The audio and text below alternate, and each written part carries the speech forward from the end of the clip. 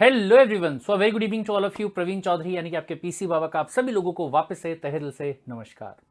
सब बोले फाइनली हमारे सीएस डब्ल्यूटी की जो एग्जाम्स हैं जनवरी 2023 के, वो तो बोले हमारे कंप्लीट हो चुके हैं। भगवान की दया से, दोस्तों की दुआ से हमारे जो पेपर है वो बहुत ही अच्छे गए।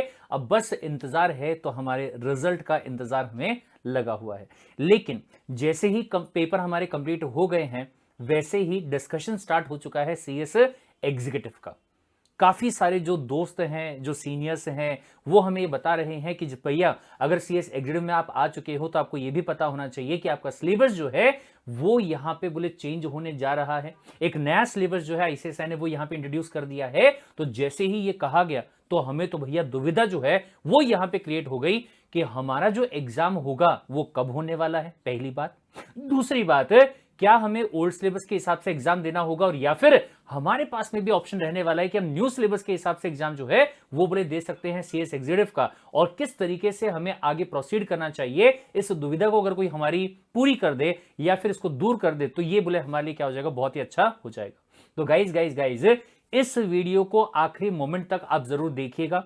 तो इस वीडियो को देखने से आपको यह समझ में आ जाएगा कि जो ओल्ड वाला सिलेबस यानी कि अभी तक का जो चला आ रहा सिलेबस है वो कैसा है, और जो नया वाला सिलेबस है उसमें क्या क्या चेंजेस जो है वो आपका आईसीएसआई यहां पे लेके आया है।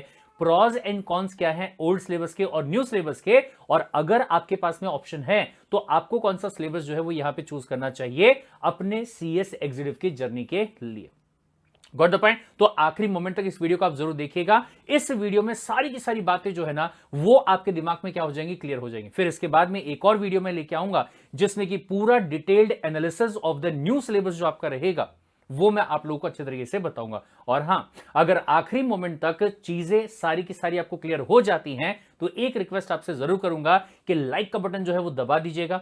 सब्सक्राइब का बटन तो बिल्कुल भी दबाना मत भूलिएगा। द रीजन बीइंग कि यही इकलौता वो चैनल है आपका जो कि सीएसडब्ल्यूटी के जैसे ही एग्जीक्यूटिव के अंदर भी पल पल में आपका साथ जो है वो यहां पे देने वाला है। Got the point. तो चलिए सर, तो ये बहुत ध्यान से देखिएगा। सबसे पहली बात कि आपके आईसीएसआई ने नया सिलेबस जो है वो यहां पे किया है इंट्रोड्यूस, जिसको नाम दिया है new syllabus 2022। Got the point. अगर मैं इसके अंदर बात करता हूं सीएस एग्जीक्यूटिव के बारे में, तो सीएस एग्जीक्यूटिव का जो सिलेबस है वो कुछ इस तरीके का आपका रहने वाला है।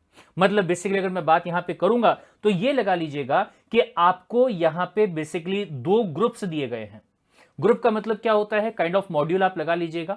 और इन दो ग्रुप्स के अंदर अगर मैं बात करूंगा तो पेपर जो आपको दिए गए हैं वो दिए गए हैं कुल मिला के कितने, 7 पेपर्स। पहले वाला जो ग्रुप आपका होगा इसमें कुल मिला के 4 सब्जेक्ट आपको दिए गए हैं, और जो दूसरे वाला ग्रुप आपका होगा इसके अंदर कुल मिला के 3 सब्जेक्ट जो है वो आपको यहां पे दिए गए। सर क्या क्या नाम रहने वाले हैं सब्जेक्ट के? सबसे पहला जो नाम आपका होगा नाम है JIGL, jurisprudence, interpretation and general वाला लॉ। दूसरा जो आपका है नाम दिया गया कंपनी लॉ एंड प्रैक्टिस, जिसके बारे में सीएसडब्ल्यूटी में हल्का सा इंट्रोडक्शन जो है वो अपन ने किया था, वो पूरा सब्जेक्ट यहां पे बना के आपका दिया गया है। राइट।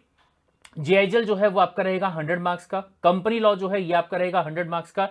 फिर इसके बाद में एक और कि अगर आपको बिजनेस का सेटअप करना है, ठीक है, तो उसके लिए प्रोसीजर आपको क्या फॉलो करना होगा, इंडस्ट्रियल चीजों के लिए और लेबर लॉज वगैरह कौन से आपको दिए हुए हैं, इसका भी सब्जेक्ट जो है वो आपको अलग से यहां पे दिया गया है, जो कि अगेन कितने मार्क्स का रहेगा, 100 मार्क्स का आपका रहने वाला होगा। फिर इसके बाद में जो चौथा सब्जेक्ट आपको यहां पे दिया गया है वो है corporate accounting and the financial वाला मैनेजमेंट। सो ये बहुत ध्यान से सुनिएगा कि ये जो सब्जेक्ट आपका है ये एक प्रैक्टिकल वाला सब्जेक्ट जो है वो आपका रहेगा। अगर मैं ये बाकी 3 सब्जेक्ट के बारे में बात यहां पे करूंगा तो तीनों सब्जेक्ट जो है वो काइंड ऑफ थ्योरेटिकल वाले सब्जेक्ट जो है वो आपके रहने वाले हैं, लेकिन अगर मैं चौथे वाले की बात करूं तो ये प्रैक्टिकल सब्जेक्ट जो है वो आपका रहेगा। राइट। तो ये 4 सब्जेक्ट को मिला के आपका बनता है ग्रुप 1। और अगर मैं बात करता हूं 5वां, 6ठा और 7वां 3 सब्जेक्ट, जिसमें कि एक है आपका capital market and securities law, दूसरा है आपका economic commercial and intellectual property law, और तीसरा है आपका tax law and practice. Got the point. ये 3 सब्जेक्ट को मिला के आपका बनता है यहां पे कौन सा, ग्रुप 2। राइट। हर एक पेपर जो है वो अगेन आपका 100 मार्क्स का यहां पे रहेगा, यानी कि कुल मिला के अगर मैं सारे पेपर्स की बात करूंगा तो 700 मार्क्स के जो पेपर है वो आपके यहां पे रहने वाले हैं। सब बोले तो फिर ओल्ड सिलेबस के हिसाब से इसका जो कंपैरिजन है वो कैसे क्या होगा वो बता दीजिए प्लीज। तो ये बहुत ध्यान से देखिएगा मेरे भाई, यहां पे तुम्हारे भाई ने बहुत ही अच्छे तरीके से एकदम सटीक वाला यहां पे जो डिस्टिंग्विश बिटवीन है वो यहां पे किया हुआ है, जिससे कि सारी बातें आपको क्या हो जाएंगी, क्लियर हो जाएंगी। सबसे पहले वाली बात, अगर मैं नंबर ऑफ सब्जेक्ट्स के बारे में बात करूं तो ओल्ड सिलेबस में जो नंबर ऑफ सब्जेक्ट्स आपके थे वो थे 8। न्यू वाले में ये हल्का सा बेनिफिट आपका यहां पे हो गया है कि आपको यहां पे सिर्फ 7 सब्जेक्ट जो है उसी की ही पढ़ाई करनी है और उसी के पेपर जो है वो आपको देके आना है। एक सब्जेक्ट का बर्डन जो है वो आपका यहां पे क्या हो जा रहा है, कम जो है वो हो जा रहा है। ठीक है, दूसरा अगर मैं बात करूंगा एमसीक्यू सब्जेक्ट्स के बारे में, गाइस ये बहुत ध्यान से सुनिएगा कि पुराने वाले सिलेबस में आपके 3 सब्जेक्ट ऐसे हुआ करते थे जो कि एमसीक्यू वाले हुआ करते थे। Got the point. लेकिन अगर मैं यहां पे बात करूंगा सर लगभग सारे के सारे पेपर जो है ना वो कौन से वाले हैं, एमसीक्यू वाले, सिर्फ एक को छोड़कर।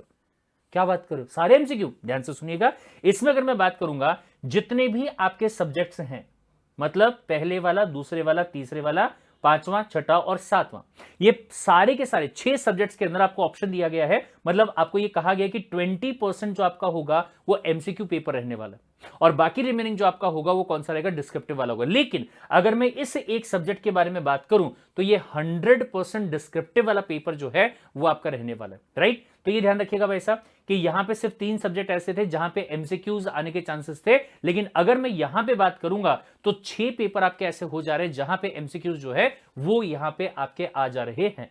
फिर इसके बाद में अगला पॉइंट, सर एग्जाम की डेट, ये बहुत ध्यान से, अगर जनवरी 2022 के जो बच्चे हैं अगर मैं उनके बारे में यहां पे बात करूं तो उनको अगर ओल्ड सिलेबस आप यहां पे सिलेक्ट करने की बात करते हैं तो आपका जो एग्जाम होगा वो कब आएगा, जून 2023 में। प्रिपरेशन करने के लिए जो टाइम आपके पास में बचेगा वो सिर्फ और सिर्फ कितने महीने का बचेगा, 4 महीने का। अगर आप नवंबर 2022 में सीएसडब्ल्यूडी का एग्जाम दे रहे होते तो मैं आपको ये सजेस्ट कर सकता था कि हाँ ठीक है, आप एक काम कीजिए, ओल्ड सिलेबस के हिसाब से एग्जाम जो है वो दे दीजिए। Got the point. नवंबर 2022 वाले जो बच्चे हैं उनके हिसाब से वही सही था कि ओल्ड सिलेबस का जो एग्जाम है वही उनको देना चाहिए था।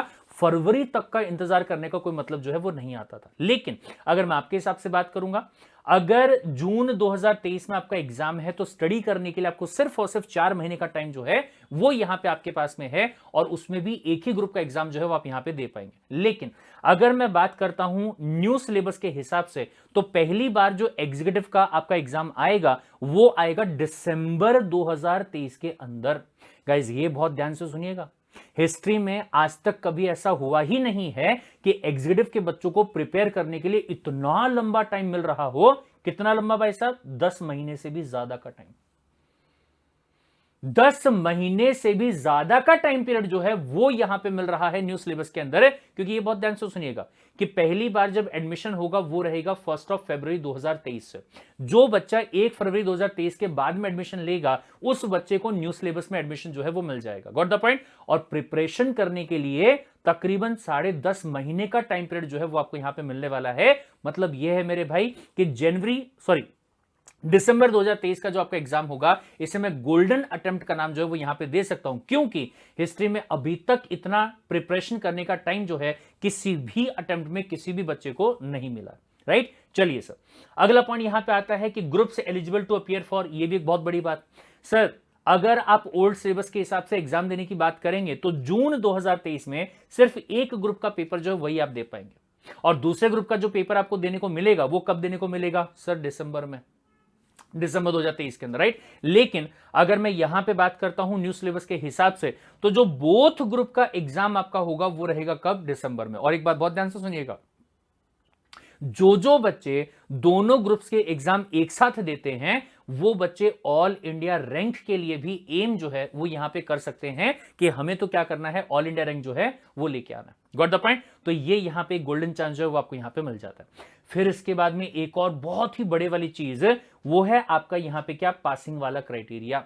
सो इसमें एक बात बहुत ध्यान से सुनिए, क्या सर चूंकि आप जून 2023 में सिर्फ एक ही ग्रुप जो है वो दे पाएंगे तो आपको यहां पे सेट ऑफ का कोई बेनिफिट जो है वो नहीं मिलने वाला है। सर ये सेट ऑफ का बेनिफिट क्या होता है बताता हूं, लेकिन ध्यान से एक बार यहां पे देख लीजिएगा कि अगर दिसंबर 2023 के अंदर न्यू सिलेबस के हिसाब से आप बोथ ग्रुप का एग्जाम देने की बात करते हैं तो आपको यहां पे सेट ऑफ का बेनिफिट जो है वो यहां पे आपको आसानी से इजीली यहां पे क्या हो जाएगा, मिल जाएगा। सर क्या होता है सेट ऑफ का बेनिफिट, तो ये बहुत ध्यान से देखिएगा भाई साहब। सिनेरियोस के बारे में यहां पे बात करते हैं। सबसे पहली बात मैंने आपको बताया कि ग्रुप 1 में कुल मिला के 4 सब्जेक्ट हैं और ग्रुप 2 के अंदर कुल मिला के 3 सब्जेक्ट है। हर एक पेपर जो आपका होगा वो कितने मार्क्स का होगा, 100 मार्क्स ईच का रहेगा। यानी कि ग्रुप 1 में पास करने के लिए आपको 400 मार्क्स जो है उसमें से सॉल्व करना पड़ेगा, राइट। सेम ऐसे ही ग्रुप 2 की बात अगर मैं करूं तो 300 मार्क्स के सारे पेपर होंगे। बोले हाँ सर, इंडिविजुअली आपको जो पासिंग लेके आना है वो लेके आना है 40 मार्क्स का। यानी कि इंडिविजुअली बात अगर आप करेंगे तो 40% मार्क्स जो है वो आपको सिक्योर करने हैं। बट अगर मैं एग्रीगेट के बारे में बात करूंगा तो 50% मार्क्स जो है वो आपको ग्रुप के अंदर सिक्योर करने हैं। तभी आपका जो ग्रुप होगा उसको क्या मान के चला जाएगा, पास मान के चला जाएगा। चाहे आप ग्रुप 1 की बात करो और चाहे आप बात कर लीजिए ग्रुप 2 के बारे में, यहां पे 40% और यहां पे कितना, 50%। Understood the point. मतलब ये हुआ मेरे भाई कि यहां हर एक सब्जेक्ट में इंडिविजुअली आपको 40 कम से कम लेके आने हैं, बट एग्रीगेट में आपको 160 नहीं बल्कि 200 मार्क्स जो है वो आपको सिक्योर करने। जैसे सीएसडब्ल्यूडी में था वैसे ही यहां पे भी है। लेकिन मान लीजिए फॉर एग्जांपल क्या कि केस 1 की बात अगर मैं यहां पे करूं, आपने क्या किया, जीआईएल में 50 मार्क्स लेके आ गए, फिर कंपनी लॉ में 60 मार्क्स लेके आ गए, फिर एसबीआईएल के अंदर आप 55 मार्क्स लेके आ गए, और फिर सीएएफएम के अंदर आप जो मार्क्स स्कोर यहां पे किए वो कितने किए, 55 किए। यानी कि इन टोटल आपका यहां पे स्कोर कितना हुआ, 220 हो गया। सर क्या मेरा एग्जाम पास हो चुका है? सर इंडिविजुअल कंडीशन पूरी हो चुकी है सर, और एग्रीगेट कंडीशन भी पूरी हो चुकी है। 20 मार्क्स एक्स्ट्रा लेके आ गए भाई साहब। कैसी बात कर रहे हो, बोले आप इस लेवल की हमने पढ़ाई करी, ठीक है। सर दूसरा ग्रुप जो है वो आपने यहां पे सॉल्व किया। पहले पेपर में मान लीजिए 45 मार्क्स आए, दूसरे में फिर से 40 मार्क्स आए, तीसरे में फिर से 50 मार्क्स आ गए। इंडिविजुअल कंडीशन पूरी हो चुकी, 40 मिनिमम आने चाहिए थे, 45, 40 और 50 आ गए। लेकिन अगर मैं एग्रीगेट की बात यहां पे करूंगा तो क्या 50% ला पाए क्या? नहीं सर। कितने मार्क्स आए? सब बोले सिर्फ 135 मार्क्स जो है वही आ पाए। मतलब ये कि अगर आपने सिर्फ और सिर्फ ग्रुप 2 का पेपर दिया होता तो आपको यहां पे क्या मान के चला जाता, फेल मान के चला जाता। भले ही आप इंडिविजुअल यहां पे क्या है, पास है, उसके बावजूद तीनों पेपर जो है ग्रुप 2 के ये आपको दोबारा क्या करने पड़ते, अपीयर करने पड़ते, दोबारा पेपर देना पड़ता आपको वैसा, राइट। लेकिन यहां पे देखिएगा कि चूंकि आपने दोनों ग्रुप के जो पेपर हैं दिसंबर 2023 में एक साथ दिए, जिसमें से एक ग्रुप में आपको यहां पे 220 मार्क्स आ गए, मतलब एक्स्ट्रा के 20 मार्क्स यहां पे आपके आ गए, तो ये 20 मार्क्स कैरी फॉरवर्ड हो जाएंगे कहां पे, यहां पे। और यहां पे देखा जाएगा कि टोटल आपका जो है क्या वो 350 बन रहा है क्या, ग्रुप 1 का और ग्रुप 2 का मिला के जो टोटल आपका है, क्या 200 प्लस 150, 350 मार्क्स जो है वो यहां पे आपके बन रहे हैं क्या, ये यहां पे देखा जाएगा। अगर ऐसा हो रहा है तो भाई साहेब इसे कहा जाएगा कि मौत को छूके टक से वापस आ जाता हूं। Got the point. यहां पे देखिए भाई साहब, वैसे देखा जाए तो 15 मार्क्स आपके कम आए हैं। अगर इंडिविजुअली आपने ये पेपर दिया होता ग्रुप 2 का तो ऐसे केस में आपको दोबारा ये पेपर अगले अटेम्प्ट में 6 महीने के बाद में देना पड़ता। लेकिन चूंकि आपने दोनों ग्रुप एक साथ यहां पे दिए तो यहां पे यहां के 20 मार्क्स जो है वो यहां पे सेट ऑफ हो गए, और इन टोटल आप 5 मार्क्स एक्स्ट्रा से यहां पे क्या हो गए, पास हो गए। Welcome to CS professional, right. Same ऐसे एक और सिनेरियो यहां पे देखिएगा। सर हुआ क्या कि यहां पे पहले ग्रुप के अंदर 50 लाया, 45 लाया, 50 लाया, 45 लाया, टोटल कितना आएगा, 190। अरे यार, अगर सिर्फ एक ग्रुप मैंने यहां पे दिया होता तो 10 मार्क्स से मेरा एग्रीगेट से रह गया। मुझे अगले अटेम्प्ट में क्या करना पड़ता, यही पूरा का पूरा ग्रुप जो है वो पूरा का पूरा दोबारा मुझे देना पड़ता। लेकिन अच्छा ये हुआ कि ग्रुप 2 मैंने यहां पे साथ में दिया, जिसमें मुझे यहां 60 आ गए, यहां 60 आ गए, और यहां पे कितना है, 50 है। मतलब 150 आने चाहिए थे, लेकिन मुझे यहां पे 20 मार्क्स क्या हो गए, एक्स्ट्रा आ गए सर। यहां के 20 मार्क्स एक्स्ट्रा यहां पे 10 मार्क्स में क्या हो जाएंगे, सेट ऑफ हो जाएंगे। यानी कि एग्रीगेट आपका कितना हुआ, 360 मार्क्स। मतलब ये मेरे भाई कि यहां पे पूरा एग्जीक्यूटिव जो है वो आपका क्या हो चुका है, पास हो चुका है, और आप सीधा कहां पे आ चुके होंगे, सीएस प्रोफेशनल के अंदर एंट्री जो है वो आप यहां पे कर चुके होंगे, राइट। तो अगर बोथ ग्रुप का एग्जाम यहां पे देने को आपको मिलता है, जो कि न्यू सिलेबस में मिलेगा, तो ऐसे केस में आप ये लगा लीजिएगा कि दोनों के दोनों ग्रुप जो है वो आपके यहां पे क्या होने वाले हैं, पास होने वाले हैं by the set of, right. चलिए, तो ये बेनिफिट जो आपका होगा वो यहां पे आपको मिल जाएगा। अगला पॉइंट जो है बहुत ध्यान से सुनिएगा। सर हमारे पास में 2 ऑप्शन थे, या तो बोले हम सीए कर लेते और या तो फिर हम सीएस कर लेते। हमने सीएस क्यों चूज किया, मैथ्स पसंद नहीं है सर, प्रैक्टिकल वाली जो चीज है ना सर वो बोले हमको बिल्कुल भी पसंद नहीं है। तो गाइज ये बहुत ध्यान से सुनिएगा कि यहां पे अगर मैं प्रैक्टिकल सब्जेक्ट्स के बारे में बात करूं तो ओल्ड सिलेबस में कुल मिला के 3 सब्जेक्ट आपके हुआ करते थे, जो कि 300 मार्क्स के थे, जो कि प्रैक्टिकल वाले थे। लेकिन अगर मैं यहां पे बात करूं तो 2 ही सब्जेक्ट आपके हैं, यानी कि कुल मिला के 200 मार्क्स के सब्जेक्ट आपके हैं, जो कि यहां पे कौन से वाले हैं, प्रैक्टिकल वाले। Got the point. मतलब ये हुआ कि एक प्रैक्टिकल सब्जेक्ट आपका जो है वो भी यहां पे आपका क्या हो चुका है, कम हो चुका, राइट। चलिए, इसके अलावा अगर मैं बात करूंगा तो ये भाई साहब एकदम बोनस वाला पॉइंट है आप सभी के सभी बच्चों के लिए, जो कि आपके चेहरे पे अलग ही खुशी जो है वो आपको दिखा देगा। क्या है? No negative marking into the new syllabus. हालांकि ये जो बात मैंने यहां पे लिखी है, it is again subject to terms and condition, जिसके बारे में मैं यहीं पे आपको बताने वाला हूं। ये बहुत ध्यान से सुनिएगा भाई साहब। अगर मैं ओल्ड सिलेबस के बारे में बात करूं तो 3 जो आपके एमसीक्यू वाले सब्जेक्ट पहले हुआ करते थे, वो तीनों सब्जेक्ट में नेगेटिव मार्किंग था। मतलब ये कि अगर आपने एक क्वेश्चन का जवाब गलत दे दिया तो 0.25 मार्क्स जो है ना, ये आपके माइनस हो जाते थे। मतलब अगर आपने 100 मार्क का पेपर सॉल्व किया, ठीक है, और मान लीजिए फॉर एग्जांपल कि आपने 60 मार्क्स का पेपर एकदम सही सॉल्व किया, लेकिन 40 मार्क का जो पेपर है वो आपने गलत सॉल्व कर दिया, सब मतलब 40 इंटू 0.25, 10 मार्क आपके यहां पे सीधे सीधे क्या हो जाएंगे, कम हो जाएंगे। यानी कि 60 मार्क का सॉल्व करने के बावजूद आपको कितने मार्क्स यहां पे स्कोर होते हैं, सिर्फ और सिर्फ 50 मार्क्स। ये समझा? तो ये तो सर बहुत ही खतरनाक वाली चीज थी, जिसकी वजह से कोई भी बच्चा ओल्ड सिलेबस के अंदर 100 मार्क्स का पेपर एमसीक्यू वाला सॉल्व करता ही नहीं है। जितने उसको शॉर्ट आते हैं उतने ही सॉल्व करके आएगा, ताकि कम से कम नेगेटिव में मार्क्स जो है वो वहां पे कट ना हो। लेकिन अगर मैं बात करता हूं यहां पे न्यू सिलेबस के बारे में, तो न्यू सिलेबस में there is no negative marking. But ये बात बहुत ध्यान से सुनिएगा भाई साहब, कि ना ही तो ऐसा कहीं पे सिलेबस में लिखा हुआ है कि नेगेटिव मार्किंग नहीं रहेगी, और ना ही कहीं पे ये लिखा हुआ है कि नेगेटिव मार्किंग रहेगी। बट मेरे पास में एकदम स्ट्रांग वाले लॉजिकल पॉइंट्स है, जिससे कि मैं 90% ऑफिशियली मैं यहां पे लिख रहा हूं, बट अनऑफिशियली अगर आपको बोलूं 99% श्योर है कि ये नेगेटिव मार्किंग जो है वो यहां पे नहीं रहने वाला है। सर कौन से सबूत है आपके पास में, तो ये बहुत ध्यान से सुनिएगा। सबसे पहली बात, आईसीएसआई के ब्रोशर में कहीं पे भी लिखा हुआ नहीं है कि जो आपका यहां पे पेपर रहने वाला है, कोई भी पेपर, चाहे वो एमसीक्यू वाला हो या डिस्क्रिप्टिव वाला हो, वहां पे नेगेटिव मार्किंग रहेगा। पहला पॉइंट। दूसरा पॉइंट, सर 2012 का सिलेबस, ये बहुत ध्यान से सुनिएगा। अभी जो न्यू सिलेबस है वो 2022 का है, इसके पहले का जो सिलेबस था 2017 का, और इसके जो दादाजी हैं 2022 के जो दादाजी हैं, जो सिलेबस आपका था 2012 का, सर ये सिलेबस भी लगभग इसी पैटर्न में था जो न्यू सिलेबस वाला पैटर्न है। मतलब 20% एमसीक्यू वाला और 80% डिस्क्रिप्टिव वाला। तो वहां पे भी जो एमसीक्यू वाला हुआ करता था उसमें कोई नेगेटिव मार्किंग जो है वो दिया हुआ नहीं था, नॉर्मल वाला था, राइट। मतलब ये हुआ, वैसा तुक्के मार सकते हैं। अच्छा, तीसरा पॉइंट ये है कि अगर मैं सीए वालों के बारे में बात करूंगा तो उनका जो सिलेबस है वो भी यहां पे चेंज हुआ है, और उसमें भी ऐसी कोई क्लैरिटी जो है वो दी हुई नहीं है भाई साहेब कि नेगेटिव मार्किंग जो है वो बोले वहां पे रहने वाली है।